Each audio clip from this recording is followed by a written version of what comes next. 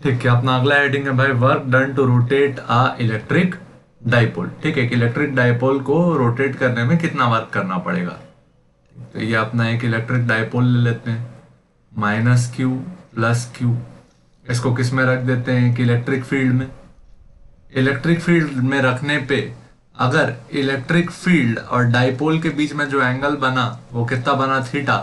तो टॉर्क का वैल्यू अपन लोग क्या लिखते हैं, P क्रॉस ई। क्या लिखते हैं, torque equal to P cross E, जिसका वैल्यू क्या आता है, PE साइन थीटा। ठीक, तो PE साइन थीटा, इस पर टॉर्क लग रहा है। लेट्स से अपन इसमें DW वर्क कर रहे हैं, कितना कर रहे हैं, DW वर्क। तो कौन सा वर्क कर रहे हैं, डिस्प्लेसमेंट वाला लीनियर वर्क नहीं कर रहे हैं। कौन सा वर्क है, रोटेशनल वर्क। तो रोटेशनल वर्क है, तो रोटेशनल वर्क के लिए क्या आएगा, टाउ डी थीटा। जैसे कि DW इक्वल टू क्या होता था, F डॉट डी एस, जब अपन लीनियर वर्क करते थे, फोर्स लगा के डिस्प्लेसमेंट करते थे। अब टॉर्क लगा के क्या कर रहे हैं, एंगुलर डिस्प्लेसमेंट, तो टाउ डी थीटा। तो DW का वैल्यू क्या आया, PE sine theta D theta. ठीक, इसका कर देते हैं क्या, इंटीग्रेशन। PE बाहर आ जाएगा, DW हो जाएगा। इंटीग्रेशन में कौन बचेगा, साइन थीटा डी थीटा। ठीक, तो W का वैल्यू क्या आएगा, PE साइन थीटा का इंटीग्रेशन क्या हो गया, माइनस कॉस थीटा। कहां से कहां तक इंटीग्रेशन करेंगे, θ1 से θ2 तक। ठीक, माइनस साइन को बाहर निकाल लेते हैं, तो वर्क का वैल्यू क्या आएगा, minus PE cos θ2 minus cos θ1। ठीक, ये हुआ।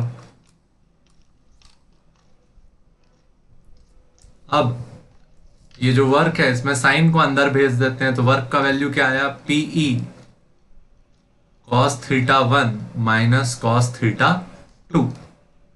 Let's say rotation is from when dipole is rotated from θ1 to θ2, work done is PE cos θ1 minus cos θ2। ये हो गया क्या, work done to rotate a dipole from θ1 to θ2। ठीक, PE cos θ1 minus cos θ2। ठीक, अब यहां पे वर्क डन किसके बराबर होता है, चेंज इन पोटेंशियल एनर्जी के। वर्क डन किसके बराबर होगा, चेंज इन पोटेंशियल एनर्जी के। तो चेंज इन पोटेंशियल एनर्जी क्या आएगा, U2 minus U1 equal to, इसको अलग अलग कर देते हैं, क्या लिखोगे, PE cos θ1 माइनस cos θ2। यहां क्या लगा है, work done is equal to change in potential energy. ठीक, वर्क के कारण क्या हुआ, चेंज इन पोटेंशियल एनर्जी। अब चेंज इन पोटेंशियल एनर्जी आया, एक मिनट ना, PE लिखना भूल गए, लिख देते हैं, क्या लिखेंगे, PE cos θ2। ठीक, तो अब अगर आप इसको कंपेयर कर पा रहे होगे, तो U1 को किसको कंपेयर करोगे, PE cos θ1 से, और U2 को कंपेयर करोगे किससे, PE cos θ2 से। ठीक, क्योंकि U1 पे जो पोटेंशियल एनर्जी रही होगी वो क्या रही होगी, PE cos θ1, और U2 पे जो एनर्जी रही होगी वो क्या रही होगी, PE cos θ2। तो U2 का जो वैल्यू आया वो कितना आया, माइनस PE cos θ2, और माइनस U1 का जो वैल्यू आया वो कितना आया, PE cos θ1। यहां से U1 का भी फॉर्मूला क्या आया, माइनस PE cos θ1, और U2 का वैल्यू क्या आया, माइनस PE cos θ2। तो क्या हम इससे बोल सकते हैं कि potential energy of a dipole at angle theta from electric field is u equal to minus P E cos theta. U का फॉर्मूला क्या आया, minus P E cos theta. अब इसके विशेष दो केस हो जाएंगे। पहला case, when theta is equal to 0 degree, तो u का वैल्यू क्या आएगा, माइनस पी ई कॉस 0। ठीक, तो u का वैल्यू क्या आया, माइनस पी ई, जो कि मिनिमम वैल्यू है of potential energy. Potential energy की कौन सी वैल्यू है, मिनिमम, जिसके लिए आपको कैसा इक्विलिब्रियम मिलता है, स्टेबल इक्विलिब्रियम। इस पॉइंट पे पोटेंशियल एनर्जी मिनिमम है, फोर्स नेट 0 है और टॉर्क नेट भी क्या है, 0।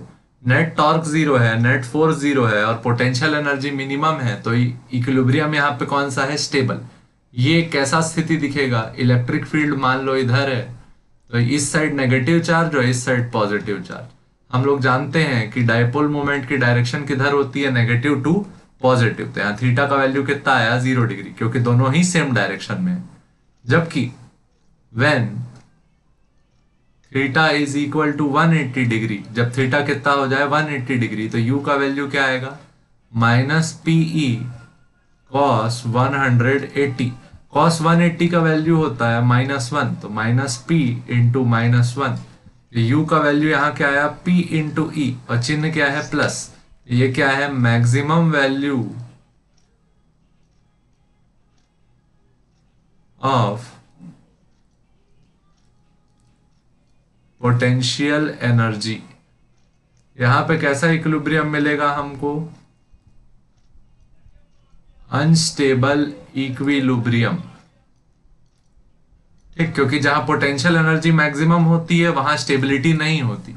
बट यहां पे भी क्या कंडीशन रहेगा, नेट फोर्स क्या रहेगा, 0 और नेट टॉर्क क्या रहेगा, 0। ये आप लोग याद रखेंगे। 180 डिग्री पे अनस्टेबल, 0 डिग्री पे स्टेबल, दोनों ही स्थितियां इक्विलिब्रियम की है, यानी कि नेट फोर्स और नेट टॉर्क दोनों ही स्थितियों में 0 रहेगा। लेकिन पोटेंशियल एनर्जी मिनिमम किस केस में रहेगी, थीटा इक्वल टू 0 डिग्री। ठीक, तो ये हो गया।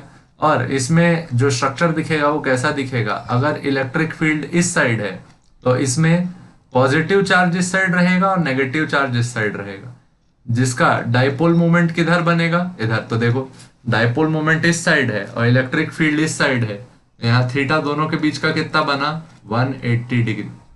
ठीक, तो ये दो केस आप याद रखेंगे।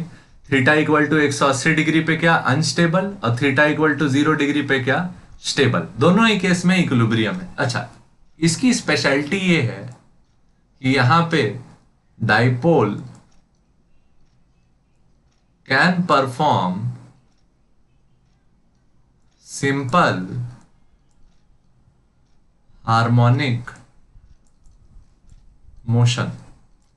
डाइपोल यहां पे क्या करेगा, एसएचएम करेगा। कैसे, थोड़ा सा समझ लेते हैं। पिछले वीडियो में डाला भी था कि उसका टाइम पीरियड निकाले थे। ठीक है, देखो जैसे कि इस साइड पॉजिटिव चार्ज की है और इस साइड नेगेटिव चार्ज की, एक स्मॉल एंगल थीटा इसको दे दिए, तो पॉजिटिव चार्ज पे इधर फोर्स लगता, नेगेटिव चार्ज पे इधर फोर्स लगता, तो जो दोनों का नेट टॉर्क लगता वो किधर लगता, वापस इक्विलिब्रियम लाइन की तरफ।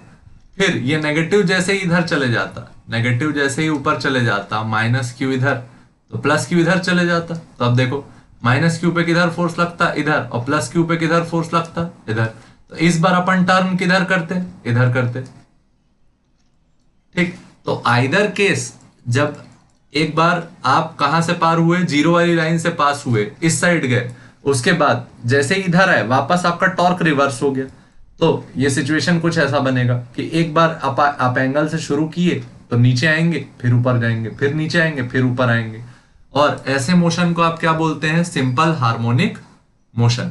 और इस सिंपल हार्मोनिक मोशन के लिए जो टाइम पीरियड रहेगा वो अपन पिछले वीडियो में निकाल चुके हैं, डेरिवेशन वहां मिल जाएगा। ठीक है, टाइम पीरियड का जो वैल्यू आएगा वो आएगा t equal to 2 pi root over I by p into E, जहां i का मतलब क्या है, moment of inertia, moment of inertia of dipole about center। P क्या है? Dipole moment. और E क्या है? Magnitude of electric field. ठीक, तो इस वीडियो में हमने क्या क्या सीखा भाई? सबसे पहले प्रूफ करके दिए वर्क का फॉर्मूला किसके लिए? डाइपोल को θ1 से θ2 रोटेट करने के लिए। क्या फॉर्मूला प्रूफ किए? पीई cos θ1 माइनस cos θ2। दूसरा निकाल के दिए potential energy. Potential energy U के लिए क्या फॉर्मूला लिखे? माइनस पीई cos थीटा, या फिर इसको लिख सकते हो माइनस पी डॉट ई। तीसरा हमने देखा दो टाइप का इक्विलिब्रियम। 0 डिग्री पे कैसा equilibrium? Theta equal to 2 case देखे। 0 डिग्री पे स्टेबल और 180 डिग्री पे अनस्टेबल। स्टेबल में क्या? Minimum potential energy. अनस्टेबल में क्या? Max potential energy. Force torque दोनों में ही क्या रहेगा? 0। फोर्स और टॉर्क दोनों में क्या रहेगा? 0। ठीक है, ठीक है, यहीं तक रहेगा। ठीक है, ये हो गया अपना डाइपोल समाप्त थ्योरी।